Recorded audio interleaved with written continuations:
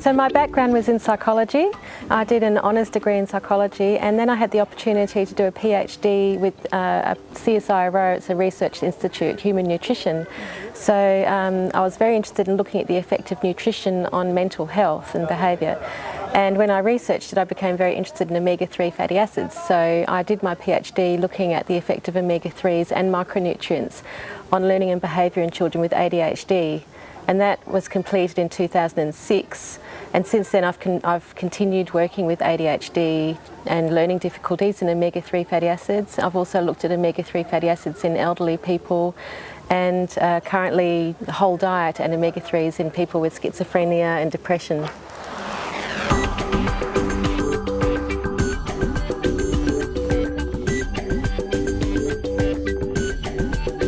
So when I was doing my PhD, I was looking for a supplier of a product to do my study with, and I came across the Equizen website, and I saw that they had been involved in a lot of scientific research and that they supported scientific studies. So and also I read that the supplement was really well cleaned of any impurities and so on. So I approached Adam Kelleher, and he agreed to supply the supplement for my study.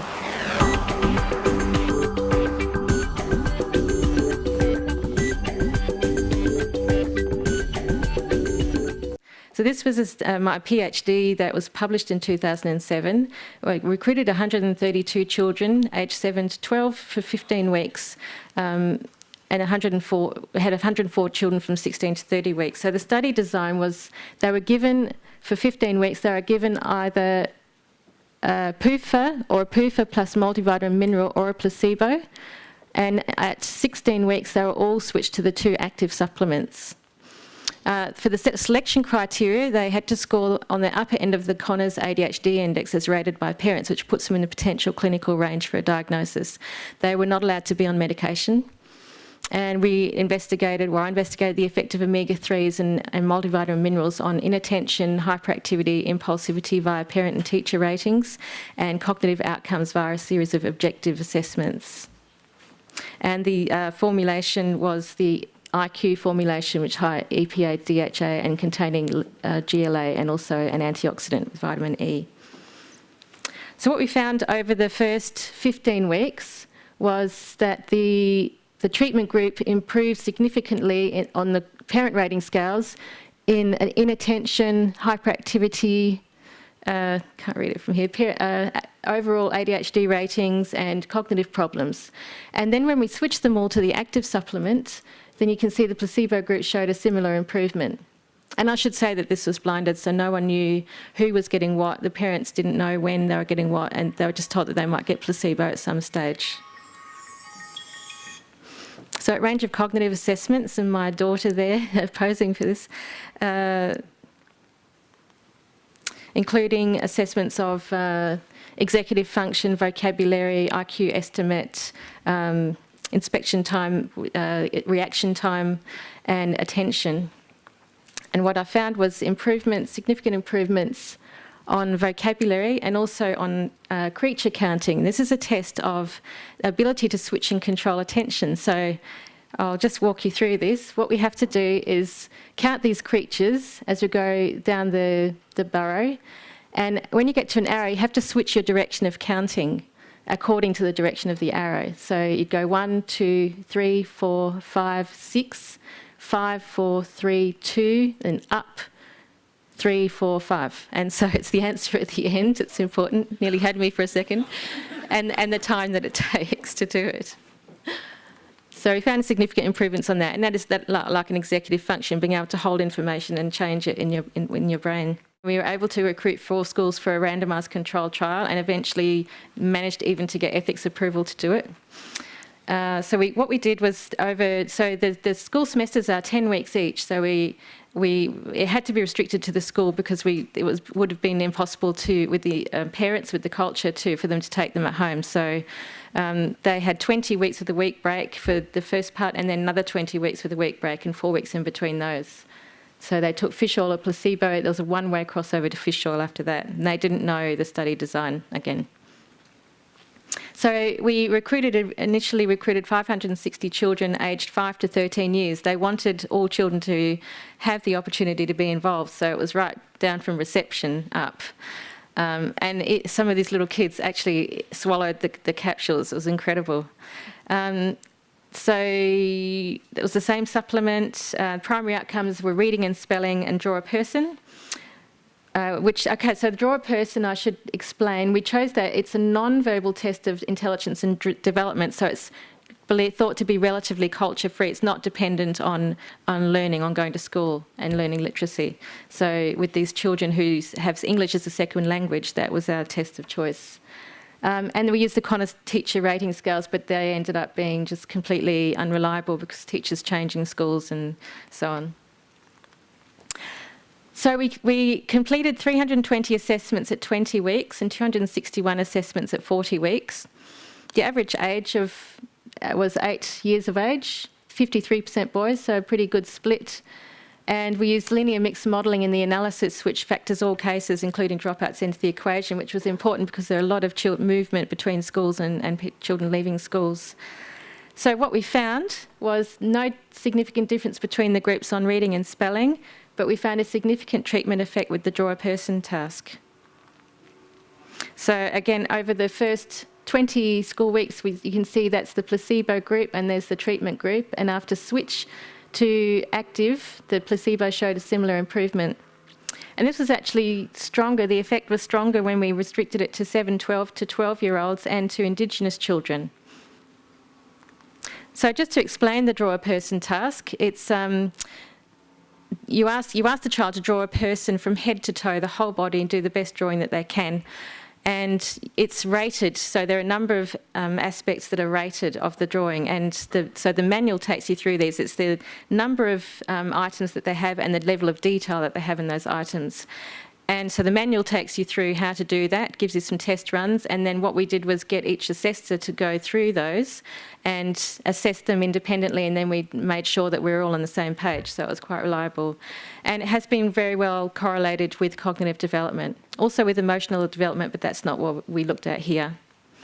So this is drawing in the placebo group from a 9-year-old girl, not a lot of change before and after. Another one from the placebo group, so this is over the 20-week period. This is a girl from the 5-year-old girl from the treatment group, so she went from this to a much more detailed drawing there. And of course these are just representative ones that are drawn out, the children who did improve. This is another one from the treatment group, a 6-year-old boy. So he got a much better rating there. You can see there's a lot more detail. The shoes are filled in, the eyes, the nose, the mouth, just little things like that. The hands actually have fingers on them. And these, when I look closely at the actual T-scores, so the age level of the T-scores, they improve between 3 and 5 years over that 20-week period, according to the age development.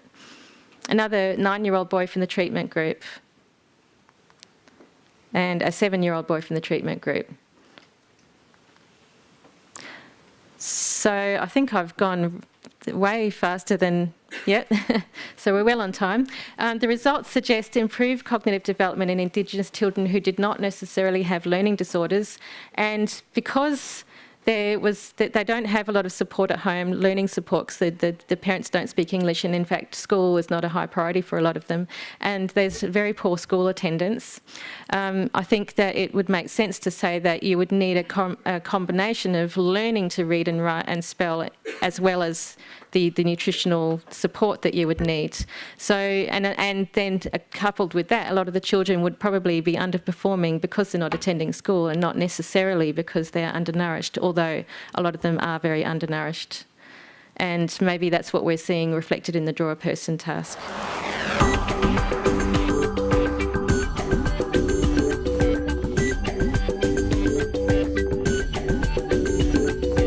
There's one example that I always remember. In my first study, as you know, we allocated to people to active treatment or placebo for 16 weeks, and then they all crossed over to active treatment, and no one knew who was getting what until the end. But at the very end of the very last assessment, I think it was the last child I saw, and by that point I was absolutely, totally exhausted from all the assessments, because 182 children. And the mother had they'd come all the way from Port Pirie, which is a fair drive.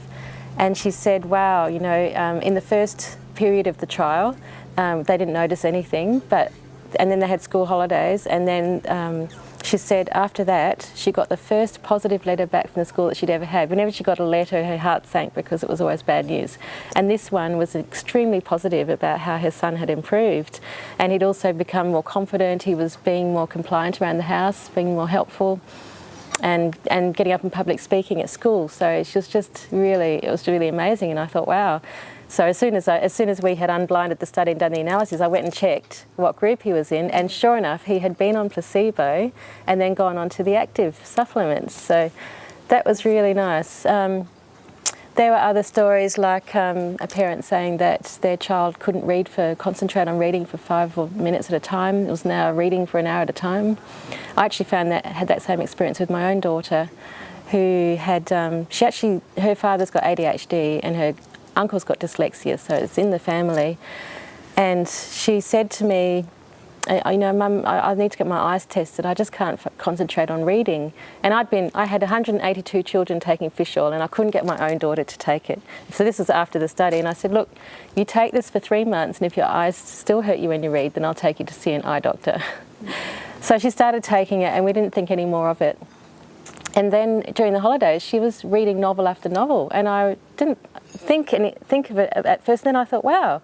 I said, Jackie, did you remember that you had trouble reading before? And she said, oh yeah, that's right. She said, I'm also finding it easy to concentrate on my schoolwork.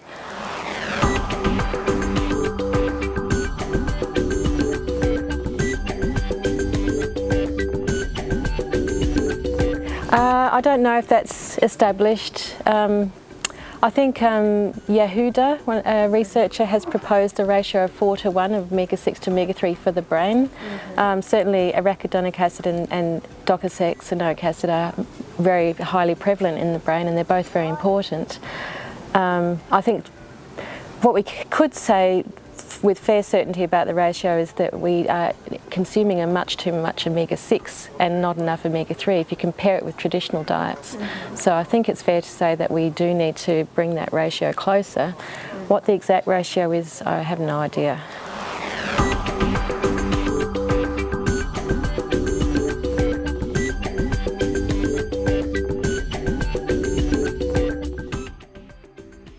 I haven't compared them, so I can't comment on which is better. I can say that I've used IQ successfully in my studies. When I tried to compare the DHA and EPA, even though we saw improvements were correlated with increased levels of DHA and to a lesser extent EPA, we still need a larger sample to test that properly. So I can't really comment on that. What I would say to parents is to avoid supplements that have any especially if they've got children with learning or behavioural, particularly behavioural difficulties, to avoid supplements that have artificial colourings or flavourings, because that could set their child off, or even supplements that have mint or thyme or anything like that in them, because that contains salicylates or amines, which hyperactive children could also react to.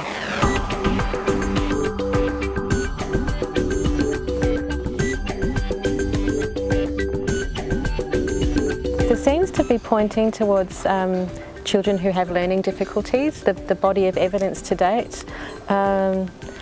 If I could conduct my mainstream trial in children who were actually attending school and see if it helps them with their learning, then I'd get a more definitive outcome from that. But it did appear to help their brain development, because the improvements that we saw in the draw a person, the culture-free non-verbal task over time, the improvement was greater than what you would expect to see normally in a normal trajectory. So, and these children didn't necessarily have any diagnosis, but they're likely to be undernourished, which is, so I think children who are at risk for undernourishment especially, perhaps from any population, and who are underperforming at school.